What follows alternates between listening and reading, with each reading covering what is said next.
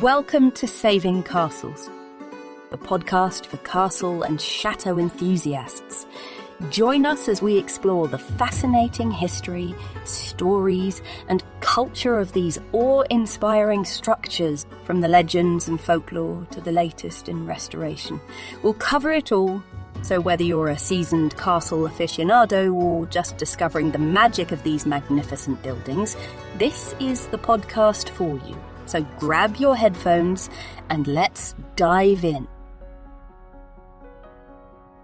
Eleanor of Aquitaine was born in either 1122 or 1124 to an illustrious family in what is now southwestern France.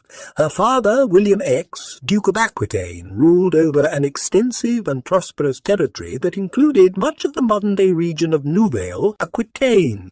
Eleanor's early life was shaped by the privileges of her noble birth and the expectations placed upon her as the eldest daughter of the Duke of Aquitaine. Growing up in the opulent court of her father, Eleanor was immersed in a rich cultural environment that would later play a significant role in shaping her worldview and sensibility. Her father ensured that she received an exceptional education, focusing not only on traditional subjects such as reading, writing, and arithmetic, but also on music, literature, and the art of courtly behavior. Throughout her childhood, Eleanor's intelligence, wit, and beauty became widely known, drawing the attention of potential suitors from all over Europe. When her father died in 1137, while on pilgrimage to Santiago de Compostela, Eleanor inherited the vast territories of Aquitaine and Poitou, making her one of the wealthiest and most influential women in Europe. It was clear that her hand in marriage would significantly alter the balance of power in medieval Europe, and a union with the French crown would have far-reaching consequences for both the French kingdom and the territories she ruled. Eleanor's marriage to Louis VII of France was the result of careful negotiation and political manoeuvring by both her father, who sought a powerful ally to protect his territories, and the French king Louis VI, who sought to expand the kingdom's influence. The young couple was married in July 1137, and they were crowned King and Queen of France just a few months later, following the death of Louis VI. Although the union between Eleanor and Louis seemed promising at first, their personalities and interests diverged sharply as time went on. Eleanor was a strong-willed, independent, and intellectually curious woman who enjoyed the pleasures of life and was unafraid to challenge convention. Louis, on the other hand, was a deeply religious and pious man who was more focused on spiritual matters than on the practical aspects of ruling a kingdom. This fundamental difference in their personalities and values created a rift between them that only grew wider over time. Despite their differences, Eleanor and Louis initially sought to fulfill their roles as rulers and produce an heir to the French throne. However, their marriage was marred by a series of unfortunate events and tragedies that would serve to further strain their relationship. The death of their infant son Philip in 1139, and their subsequent inability to produce a male heir, cast a shadow over their union and placed additional pressure on Eleanor as queen. The Second Crusade. In 1145, Pope Eugenius III called for a new crusade to retake the Holy Land, which had recently fallen to the Muslim forces under the command of Zengi, the Atabeg of Mosul. Eager to prove his commitment to the cause, Louis VII enthusiastically embraced the call to arms, vowing to lead the French contingent of the crusade. Eleanor, sensing an opportunity to assert her own influence and power, decided to accompany her husband on the crusade. This decision was highly unusual for a queen at the time, as the Crusades were seen as primarily a male endeavour, and women rarely took part in these arduous and dangerous military campaigns. As Eleanor prepared to depart for the Holy Land, she assembled a retinue of knights and nobles from her own territories, thereby asserting her autonomy and independence as a ruler in her own right. She also adopted the symbol of the cross and the motto Dieu et mon droit, God and my right, which would become a rallying cry for her and her followers throughout the crusade. The journey to the Holy Land was fraught with danger and difficulties, with the Crusaders facing numerous challenges, including harsh weather conditions, treacherous terrain, and enemy attacks. Despite these obstacles, Eleanor's presence and leadership on the crusade earned her both admiration and criticism from her contemporaries. Some saw her as a brave and fearless queen who fought alongside her husband for a noble cause, while others viewed her actions as scandalous and unbefitting of a woman in her position. During the crusade, Eleanor and Louis's relationship continued to deteriorate. Eleanor's independent spirit and strong personality clashed with Louis's pious and more conservative nature. The strain on their marriage was exacerbated by the political and military setbacks that the crusade faced, as well as the growing influence of Eleanor's uncle, Raymond of Poitiers, the Prince of Antioch, who supported her ambitions and desires for greater autonomy. The end of a marriage. After the failure of the Second Crusade, Eleanor and Louis returned to France in 1149. The experience had further deepened the rift between them, and the couple began living increasingly separate lives. The absence of a male heir, which had been a source of tension throughout their marriage, became an even more pressing issue in light of the Crusade's disastrous outcome. By 1152, the relationship between Eleanor and Louis had reached a breaking point. Unable to reconcile their differences, the couple sought the annulment of their marriage on the grounds of consanguinity, a claim that they were too closely related by blood to be legally married. The annulment was granted, and Eleanor regained control of her lands in Aquitaine and Poitou. This dramatic shift in the political landscape would have significant repercussions for both the French kingdom and Eleanor's future. A new king and a new love. Eleanor's newfound freedom and vast holdings made her an attractive prospect for powerful suitors across Europe. In May 1152, just 8 weeks after her annulment from Louis VII, Eleanor married the ambitious and energetic Henry, Duke of Normandy, who would later become King Henry II of England. Their union was one of love and passion, as well as mutual ambition and desire for power.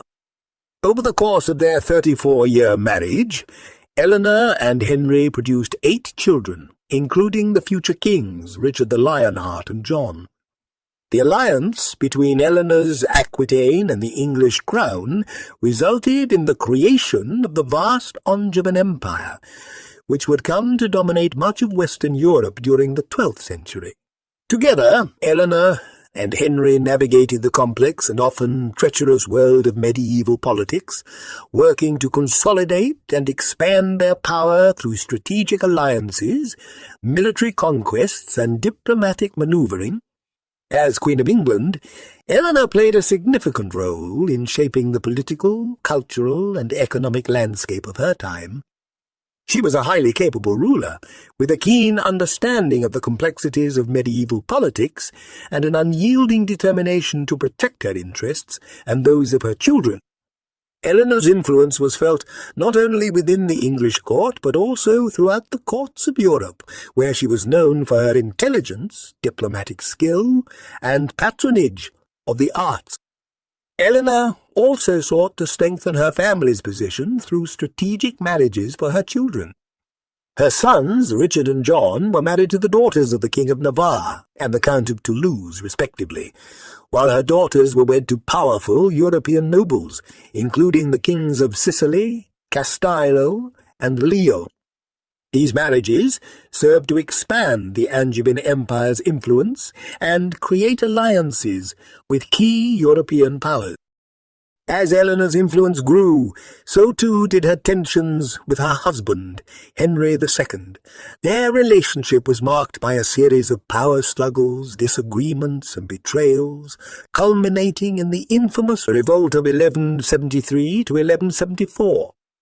In 1173, Eleanor's sons, along with many other nobles, led a rebellion against their father, Henry II. This revolt was fueled by various factors, including Henry's rumoured infidelity, his favouritism towards his illegitimate son, and his attempts to divide and redistribute the territories of his legitimate children. Although the exact extent of Eleanor's involvement in the revolt remains uncertain, she was suspected of providing support to her sons, offering them both advice and resources to further their cause. Eleanor's motivations for backing her sons are open to speculation, but her actions may have been driven by a desire to protect her own interests and those of her children, as well as a desire to avenge the numerous slights and betrayals she had suffered at the hands of her husband. Ultimately, the revolt failed, and Eleanor was arrested and imprisoned by her husband.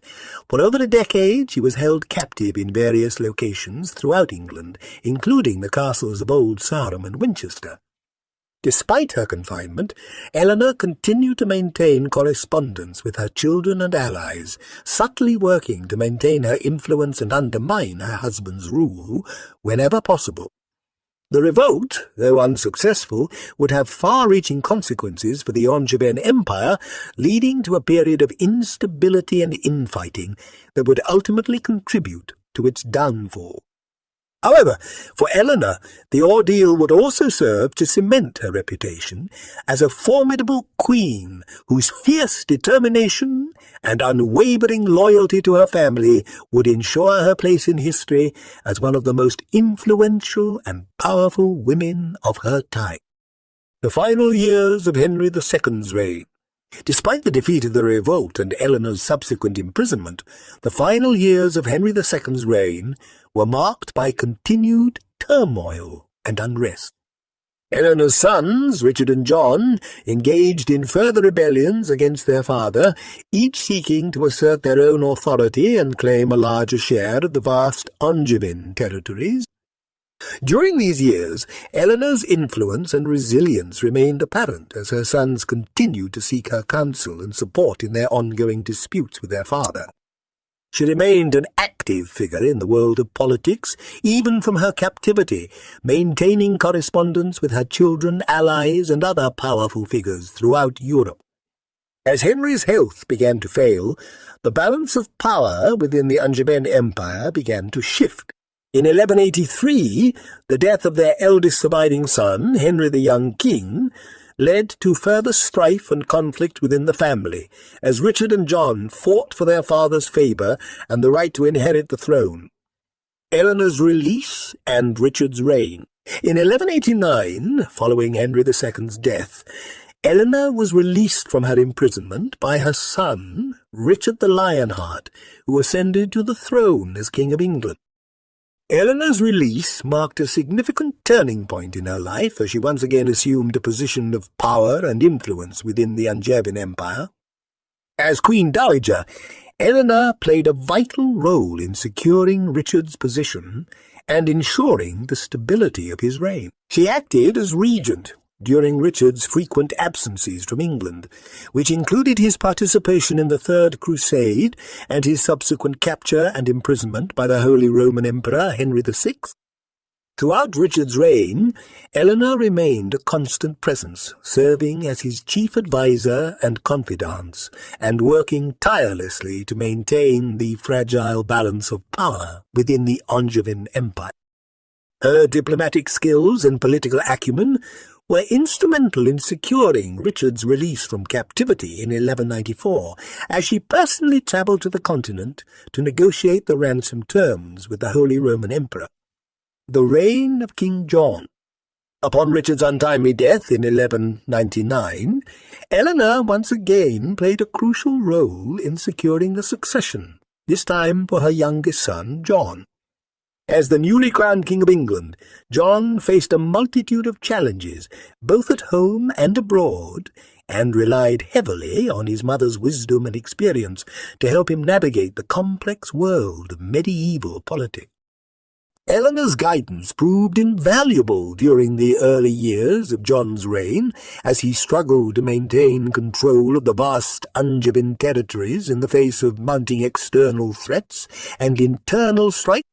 Despite her advancing age, Eleanor remained active in both domestic and international politics, undertaking diplomatic missions on behalf of her son and engaging in negotiations with foreign powers to secure alliances and maintain peace.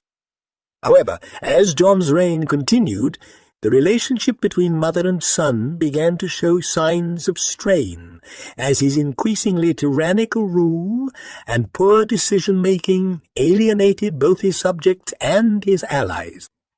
Eleanor's influence began to wane as her once close relationship with her son grew more distant, and her ability to guide and advise him was undermined by his own stubbornness and intransigence.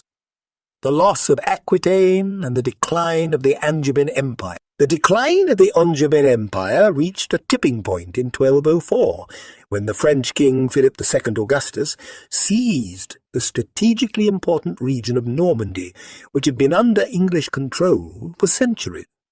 This marked the beginning of the end for the Angevin Empire, as further losses followed in quick succession, including the key territories of Anjou, Maine, and Poitou.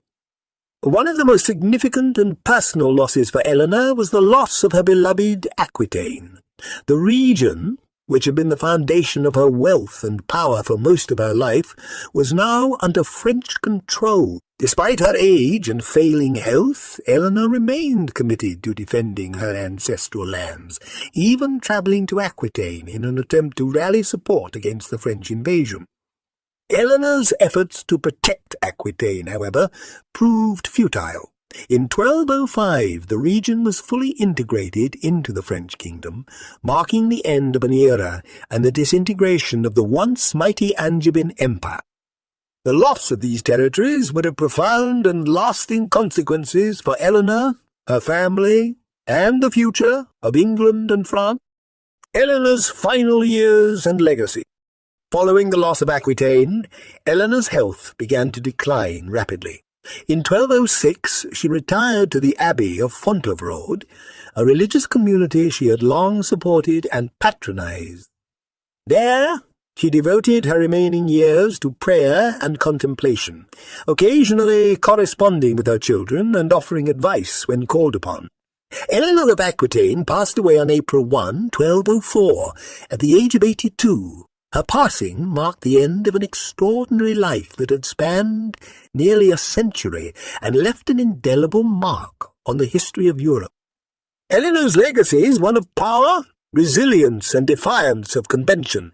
She remains an iconic figure, both as a powerful queen who shaped the politics and culture of medieval Europe and as a woman who refused to be constrained by the expectations and limitations of her time. Through her actions and influence, she challenged the traditional roles assigned to women and demonstrated that they, too, could wield power and authority in a world dominated by men. Fontevraud Abbey and Eleanor's tomb. Eleanor's final resting place is in the Abbey of Fontevraud, a testament to her lifelong connection with the religious community. Today, the Abbey is a UNESCO World Heritage Site and serves as a poignant reminder of Eleanor's lasting influence and impact. Eleanor's tomb, a simple stone effigy, lies alongside those of her husband, Henry II, and her son, Richard the Lionheart. The simplicity of the tomb belies the complexity of the woman it represents, whose life and legacy continue to inspire and captivate scholars, historians, and visitors from around the world. Eleanor's influence extended far beyond the realm of politics, as she was a passionate patron of the arts, literature, and culture. Her courts, both in Aquitaine and England, became centres of artistic and intellectual expression, attracting some of the most renowned artists, poets, and scholars of the time. Eleanor's patronage contributed to the development of the troubadour tradition, a form of lyrical poetry and song that would have a lasting impact on European literature and culture.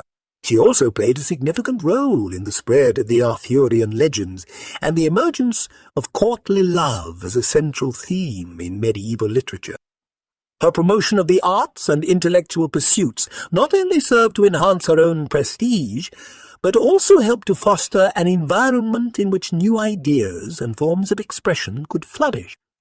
Eleanor's legacy in modern times. Eleanor of Aquitaine's legacy continues to resonate in modern times. As a queen who defied convention and shaped the course of medieval Europe, her life has served as a source of inspiration for countless novels, plays, films, and scholarly works. Her story continues to captivate audiences worldwide, transcending the boundaries of time and culture. Eleanor's impact on the modern perception of medieval queenship is significant. She is often regarded as a trailblazer, a woman who refused to be defined by her gender and instead used her intelligence, cunning, and charisma to wield power in her own right. Eleanor's story has, in many ways, redefined the way in which we view the roles of women in medieval society, challenging long-held stereotypes and assumptions about their abilities and agency. Moreover, Eleanor's patronage of the arts and her promotion of intellectual pursuits serve as a testament to the power of cultural exchange and the importance of fostering creativity and innovation. Her influence on the development of literature, music, and the arts remains an enduring part of her legacy, one that continues to shape our understanding of the medieval world and the role of women within it. Eleanor of Aquitaine's captivating story has captured the imagination of artists and writers for centuries, and her presence in popular culture continues to grow. In literature, historical fiction authors such as Alison Weir, Elizabeth Chadwick, and Sharon K. Penman have explored various aspects of Eleanor's life, portraying her as a complex and multifaceted figure, navigating the challenges of her time. In film and television, Eleanor has been portrayed by some of the most talented actresses of their generations. Katharine Hepburn's iconic performance in the 1968 film The Lion in Winter earned her an Academy Award and brought Eleanor's story to the forefront of popular culture.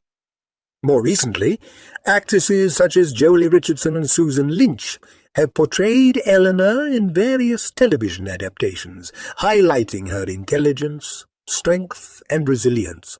These depictions of Eleanor in popular culture serve to underscore the enduring appeal of her story, as well as the importance of her legacy in shaping our understanding of the lives of medieval queens and the role of women in history. We hope that Eleanor's story will inspire and enlighten, reminding us of the resilience and strength of women throughout history, even in the face of seemingly insurmountable challenges. As we conclude our exploration of the life and legacy of Eleanor of Aquitaine, we invite you to join us for the next episode in our Saving Castles podcast series, Women of the Castle, the Powerful Queens. We continue to delve into the fascinating stories of the women who wielded power, defied convention, and left an indelible mark on the history of Europe and beyond. We hope you enjoyed this episode of the Saving Castles podcast. Stay tuned for our next episode, where we'll continue to explore the fascinating world of castles and chateaux. Don't miss out and subscribe to our podcast to get notified when new episodes are released. For more information about us and our work, visit savingcastles.com. Thank you for listening.